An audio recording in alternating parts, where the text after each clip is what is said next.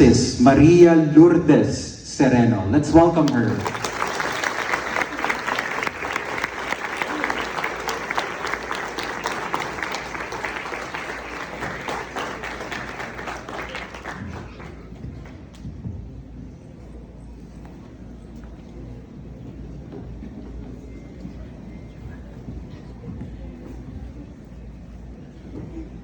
Mga kababayan, mag-relax po tayo. Umupo na po tayo at salamat sa pagbibigay ng napaka-init na pagbati sa akin, Pastor at Principal Joshua. Marami po salamat mga magulang at mga kamag-aaral. Napakaganda ng Calabarzon hymn. Kailangan March, kailangan ko rin palang memoryahin yun kasi taga-Rizal ako. Taga-Cainta po ako.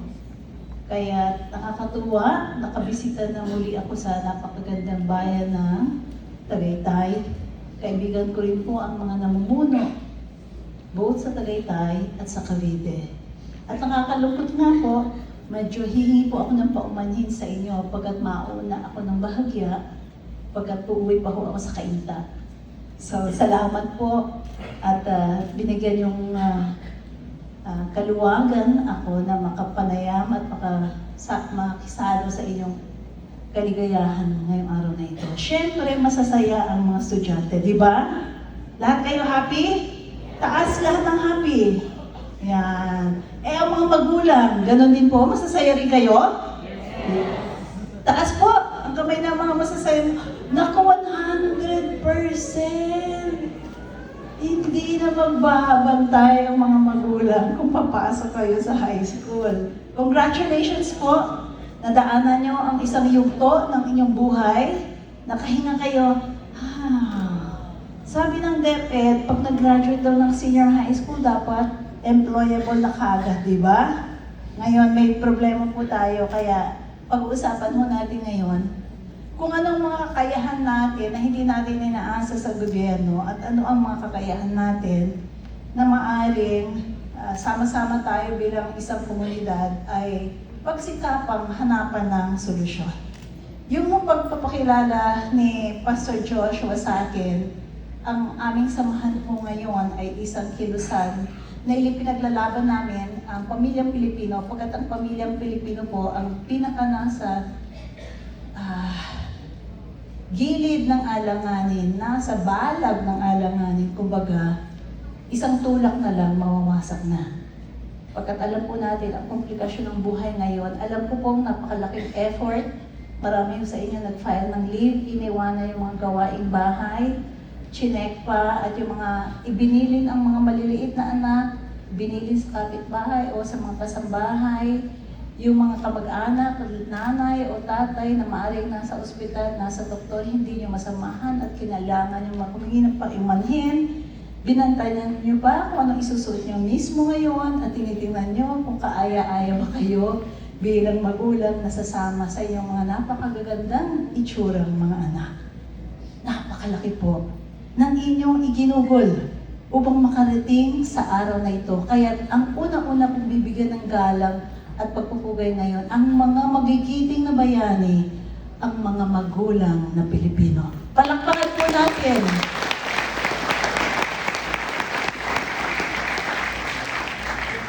Kung napanganak ko si Pastor Joshua nung taong ako ay nag-graduate sa College of Law.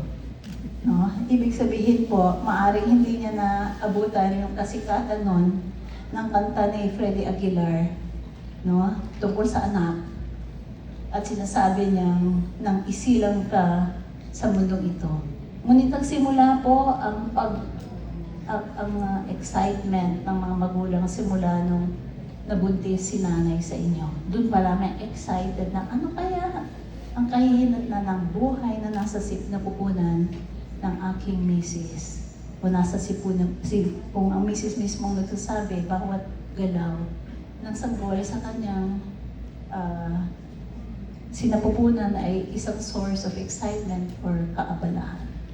Ngunit dumating tayo ngayon sa yugto kung saan ang junior high school ay pupunta na sa senior high school at ang mga nasa senior high school mag-iisip na talaga kung ano nga ang karera pwesto o kalalagyan nila sa buhay.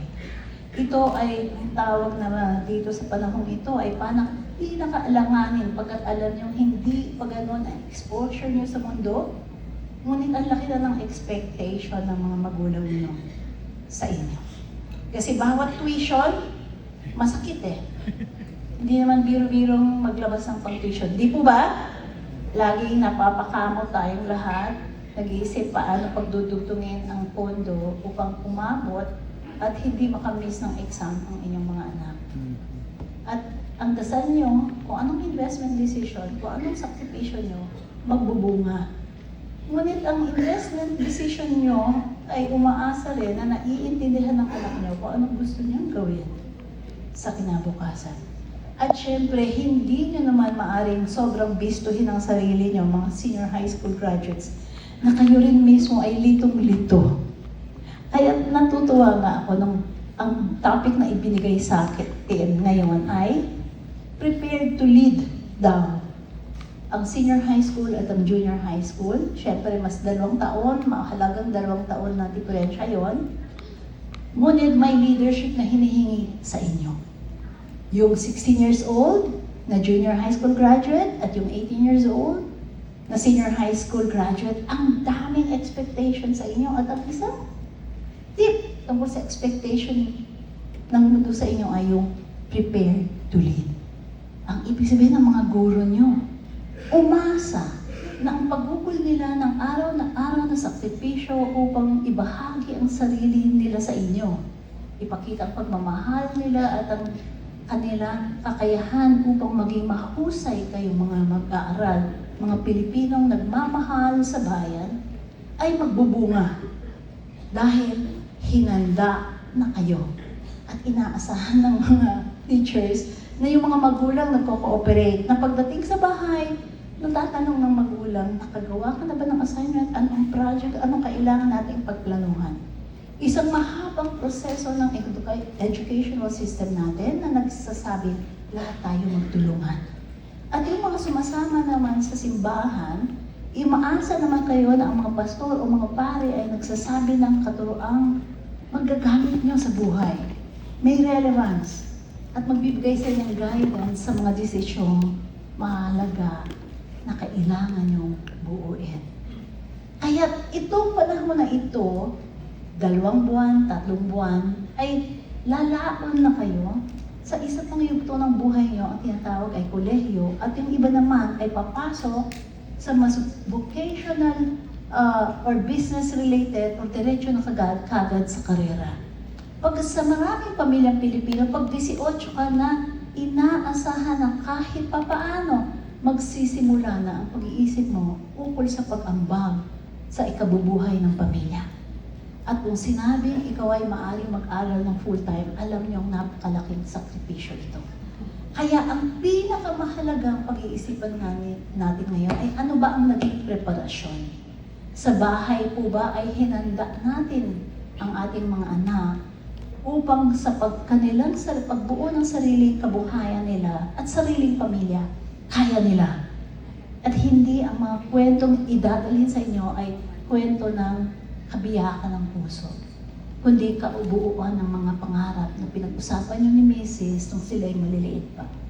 Ganun ho ang mga agam-agam at kumakabog ang inyong puso tuwing nakakarinig na kayo ng mga storya na ang mga barkada sa kanto ay nag-away, na may estudyante namang nahalay, o nakidnap, o nasaksak, o napasok sa anumang kaguluhan.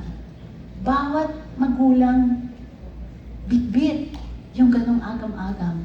Ang panalangin nila araw-araw, Panginoon, ingatan mo ang aking pamilya, ingatan mo ang aming mga anak.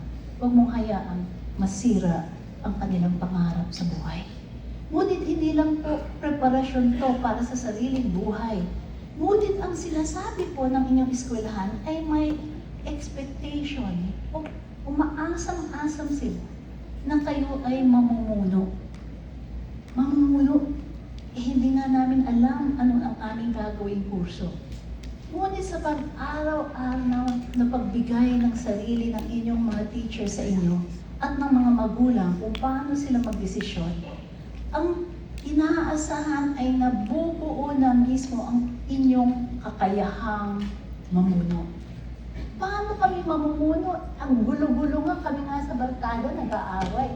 May problema nga ang girlfriend ko na hindi namin masolusyonan. Gusto na nga namin magtanan para tumakas. Takas na lang kami sa mundong magulo. Ang daming hinahanap sa amin, hindi naman kami handa. Kaya ito po ang nais kong bigyan ng importansya ngayong hapon. Ito po ay hindi dahil ako ay nagsisimba sa isang evangelical church. Ngunit ito po ay dahil buo ang paniniwala ko sa kapangyarihan ng salita ng Diyos, ang presensya ng Holy Spirit na kayang magbigay sa inyo ng batayan ng inyong desisyon sa araw-araw, at ang pagsubok ko sa katapatan ng Diyos sa lahat ng kanyang mga pangako. Mantakin niyo po, ako ay nag-graduate na valedictorian ng UP College of Law, at sinasabing iisa lang noon ang talagang #1 na law school. Pasensya na po doon sa, sa ibang abogado dito. Pero nung panahon po, iisa lang talaga. Kaya, nung nangyari po ngayon, malinaw na ang mundo ay ihahanda ng sarili niya na kilalanin ang iyong galing, at ang mundong hihila sa iyo ay mundo na alam nilang aasa ka sa iyong talento at sa iyong achievements. Ngunit ang katotohanan, at importante po ito kasi maliit na school ang blessings in the Word. Ang katotohanan, lahat ng kabutihan, lahat ng kakayahan na naranasan ko sa aking buhay ay galing lamang sa grasya ng Diyos at hindi sa sariling kakayanan. At totoo po na maaring magbigay ng talento ang Diyos, hindi naman po pantay lahat at hindi po sa lahat ng larangan. Pipiliin niya po kung sinong hinuhubog niya para sa anong papel sa buhay.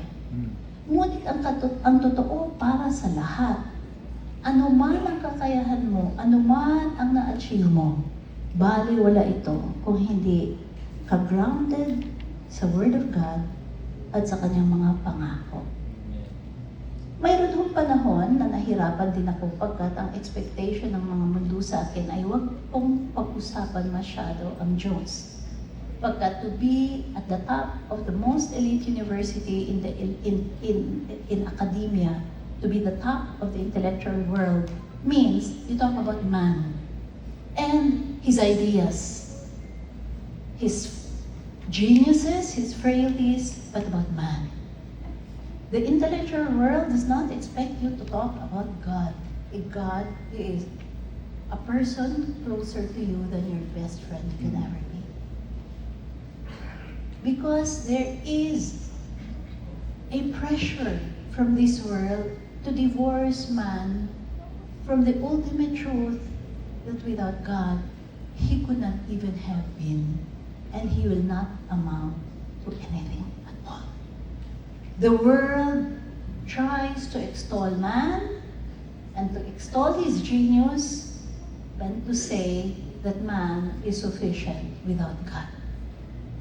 I headed the highest court in the land for 5 years and 9 months, and indeed I saw that man is utterly foolish when he thinks that only he and he can be the standard for decisions. I saw men at the greatest level of politics and wealth near their death. And I have not seen anyone. Wala akong nakita dyan sa mga matatanyag na mga politikong masyadong hinangaan ng mundo na nagsabing, sana mas maging sikat ako, makapangyarihan, umayaman. Ngunit ang nakita ko ay mga politikong umamin sa akin na meaningless ang buhay nila. Mga napakatatalino na ang regret nila ay hindi dahil mas naging sikat pa sila, kundi ang relasyon nila sa Diyos at sa mga pamilya nila na napabayaan dahil hinanap nila ang para sa sarili. Kaya't sinasabi ko na ako man ang naging head ng third branch of government, kapantay mismo ng Pangulo at ng head ng Kongreso, Senado at sa Kamara. Hindi nila kayang sabihin na mas sasagot nila ang pinakamahihirap na tanong sa buhay ukol sa kahulugan ng kanilang mismong existence. None of them could deny that those questions are meant to be answered in the context of eternity. So kung gayon pala, bakit pa tayo pinag-aral sa eskwelahan? At bakit kami ipapasok ng mga magulang namin sa universidad? At bakit ang expectation sa amin na galing sa isang maliit na school na mula sa Tagaytay ay maging mga pinuno, prepared to lead, and with competence and as good people, as good human beings. Ang daming expectation po sa inyo. At nais kong sabihin, paano nyo masasagot ang tanong na ito? Handa ba ako ng maging pinuno bilang magulang sa aking opisina, sa aking eskwelahan, sa aking barangay, sa aking syudad, sa aking munisipyo, sa aking lalawigan? Hinanda ba ako nitong 18 years na ipinakita sa akin ng mga magulang, mga teachers ko, mga kasamahan ko sa simbahan, mga kapitbahay ko at barkada? Handa ba ako mamuno? Ngunit hindi kayo makakapamuno. None of you graduates can lead unless you know who you are. Do you know who you are? By this time, are you sure that you know who you are? I want you to understand who you are. And this is answered by Genesis 1. We go to Genesis 1. Okay. Ito ang hindi tinuturo at gustong kalimot sa inyo ng mundo. Remember, Genesis is the most reliable account of the early history from creation all the way to the life of the chosen people. And I think may exposure kayo for being in a Christian school to the books of the Bible.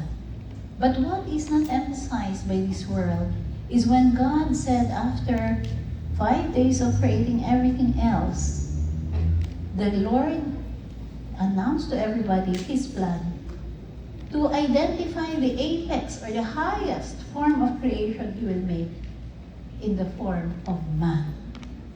And understand this, especially you young people. When God said, let us make man in our own image, it is a decision made by the triune God, Father, Son, and Holy Spirit, that they will create a species that will mirror some of the attributes of God. Of course, hindi kayo omnipresence, hindi pwedeng omniscience, hindi pwedeng all-powerful. But the eternal nature of man, yung alam nyo, yung inyong kaluluwa ay mabubuhay. Matapos matigil ang pagtibok ng inyong puso, ang inyong kaluluwa ay buhay pa rin for eternity. That must mean something. And if you have understood what it means to have accepted the Lordship of Jesus Christ, you understand that He promises to bring you with Him. Now, nobody has ever disputed the truth of the Bible. No atheists, not the brightest people. In fact, the majority of the most brilliant scientists in the world testify to the veracity of the Bible. So when God said we are going to make man in our own image, that means all of you will live forever. The question is, will you live forever with God or apart from God? And the beauty of it is when you surrendered your life to Jesus, you became intimately His friend. He is your best friend right now. And then He said, let us make man in our image, male and female. He created them. So if you are created by God Himself to reflect His image, was this creation described by David in Psalm 139? David said, each of you has been fearfully and wonderfully made. And this is not just for you young people, but also for your parents, especially your parents who are already talking about illnesses, job losses, and even the nearness of death. I am fearfully and wonderfully made. In other words, so much intelligence, energy, and creativity went into your creation.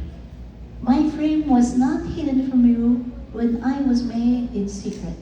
So the Lord knows every part of your being. You know in your biology class that you have a DNA that is like a train, parang ganchilyo. And David didn't know anything about the DNA, but God revealed to him that his parts were woven in secret. Ginanchilyo ang bahagi ng aking katawan sa sikretong bahagi ng mundo. Can you just imagine that? That means if each of you is unique with a unique DNA, and if you are made for eternity, then your purpose cannot be defeated by even the worst kind of violence and bullying.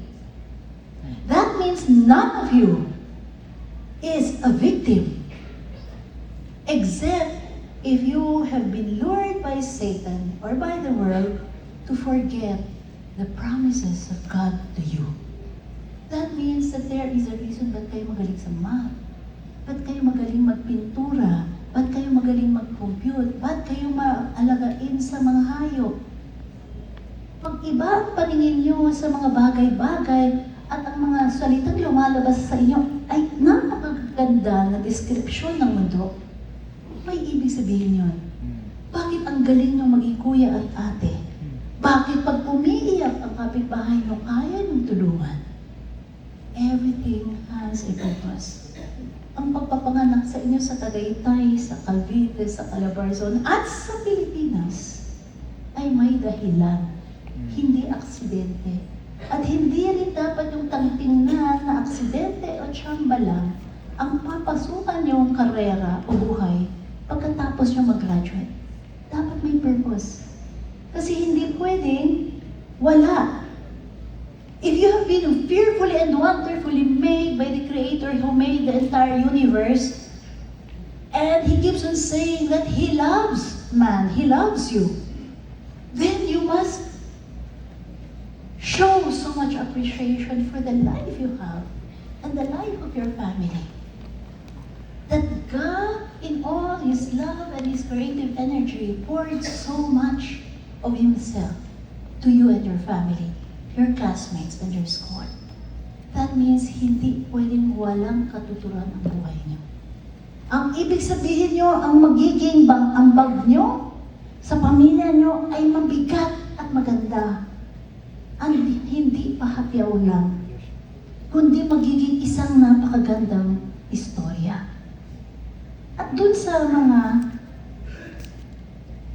nakarinig na sa inyo ng Ebanghelyo, kung saan ang pinaka-kailangang gawin ng tao, ang pinakamatalinong desisyon ng tao ay maniwala na mayroong Diyos at ang Diyos na ito ay buhay kay Kristo na namatay upang iligtas ang bawat isa sa atin mula sa kasalanan at upang bigyan ng buhay na walang hanggan.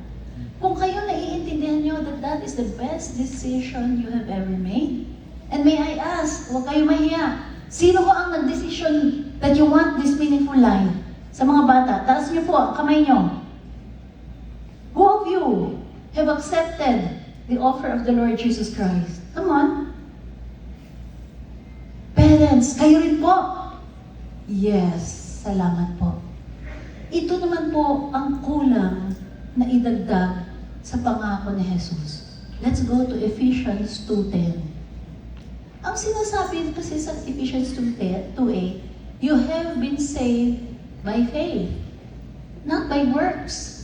Hindi dahil ang galing-galing nyo, hindi dahil laging Chief Justice ako na walang ginawang kalokohan, kundi pagsisave, masisave ako. As far as God is concerned, that's nothing. as far as God is concerned, the only thing that mattered between me and Him is, did I trust Him as Lord and Savior? Did I bow my knee to Him? That's the only thing. That will bring me to Ephesians 2:8. And after Ephesians 2:8 says, I have been saved because of my faith in Him, then I need to go to Ephesians 2:10. Yung pala new creation ka na eh. Bago ka ng tao eh. Hindi ka na yung dating patay sa kasalanan, ngunit buhay ka na sa pagmamahal, kalinga, at presence ng Diyos. Then you go to Ephesians 2:10, and there, graduates, you will learn what is next. For we are God's workmanship. Ibig sabihin, araw-araw, ikaw, tinitingnan niya, ano pang pwedeng magandang gawin ko sa itong minamahal kong graduate ng blessings in the Word. I-bless ko siya ngayon kasi gusto ko siyang maging architect. Tuturuan ko siya, bibigyan ko siya ng mata na makaka-appreciate ng proportion, makaka-appreciate ng functionality. Pag nakakita siya ng bahay, naiintindihan niya kung anong kaaya-aya at kung anong hindi. Pati nga landscaping, pag-iisipan niya. Then God will plant dreams for you to pursue. Why? You are His workmanship. You are still work in progress that He is shaping on a daily basis. That is why there is no reason to listen to SOCMED that tries to make you depressed, na walang katuturan ang buhay. But if you focus your heart on the promises of God, then what you have is a search for what you can do, because you are constantly being made beautiful by the Lord our God. Created in Christ Jesus. God, when He sees you, you are in Christ Jesus. Hindi na ikaw yung lukulukong bata. Hindi na ikaw yung napakadaming pinasukang kalokohan, kundi nakikita ka niya na envelope in the love of Jesus Christ. You have been created in Christ Jesus for good works. Tingnan niyo ha, may mabubuti ang 300 graduates na ito. Everyone has a package of good works that have been prepared not by your principal, not by your teachers. They contributed, but they did not prepare it. Who did prepare it? But God prepared beforehand for package number 1, package number 2, that you should walk in them. In other words, SOCMED is trying to tell you, magwala ka. Buhay means adventure and everything is limitless. God is saying, no, focus on what I have prepared for you.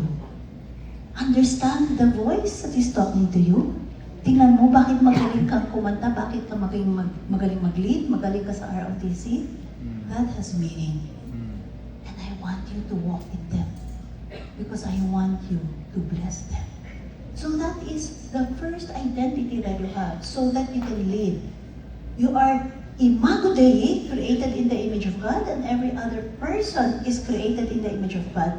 So hindi pwedeng makapi ang kahit sino at hindi pwedeng sabihang walang kwenta ang kahit sino. Hello? Hi. So hindi pwede yon. But when you came to the decision, Lord, of my own, not because I'm created, but because of my decision, I will come to you. You have become a new creation, and you are now to walk in the good works that God has prepared in advance for you. So yun ang inyong unang identity. Walang magandang plano ang Diyos. Bawat isa sa inyo may package of plans that God has already prepared. At pati mga magulang nyo, kasama yan sa package. So that's number 1. Know that you are new creation in Christ, created for good works. Created now, no? Work as a God's workmanship to walk in good works. Ano yung good works na yun? Siyempre, unang-una, mahalin ang pamilya, lalong-lalo na ang mga magulang at mga kapatid. tulungan para sa pangarap ng pamilya, ihanda para sa panahon na may sarili na akong pamilya. Ngunit may konteksto ang pagkakalagay sa inyo sa Tagaytay. Ginawa kayo taga Cavite at Pilipino kasi may gagawin kayo para sa bansang Pilipinas at sa inyong komunidad. At ang pangalawang identity nyo ay kayo ay sovereign Filipino people. Kaya yung preambulo, yan yung sunyumpaan natin, dapat kasama yan sa hymn na inaano nyo tuwing graduation at opening ng school. Kasi ito yung sumpa natin. So pwede natin sabihin, ito ang covenant ng Pilipino sa isa't isa. Sumpa natin. Can we all read this together?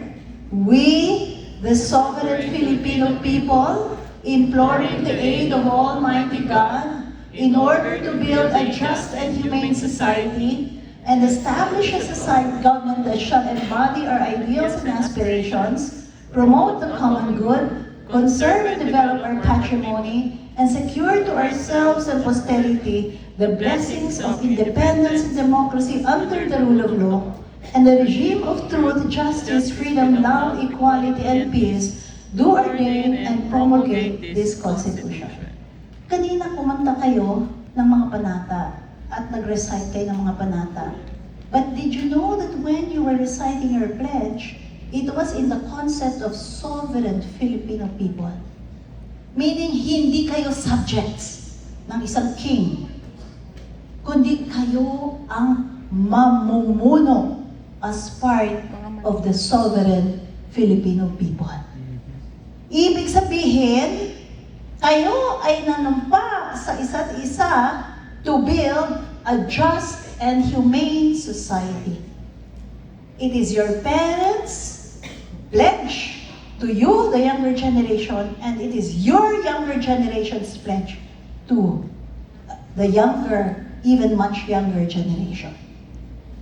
Kayong mga graduates, ngayong araw ito nakita nyo, na nanumpa pala kayo na magtataguyod kayo ng isang makatarungan at makataong lipunan.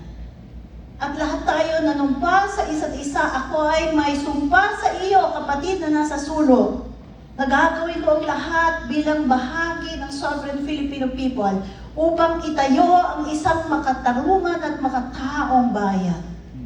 At tayo ay nanumpa sa isa't isa na parang national covenant during the Israelite sojourn in the wilderness. Kung ang Old Covenant ni David, ni Moses, at ni Abraham, they made it in pledge as a people, tayo in modern times as Filipinos, we are making this solemn pledge in the presence of God. So this is a covenant. Hindi ito pwedeng iwanan. Ay, ang init sa Pilipinas, Tagaytay lang ang malamig. Hindi kayo pwedeng tumakas.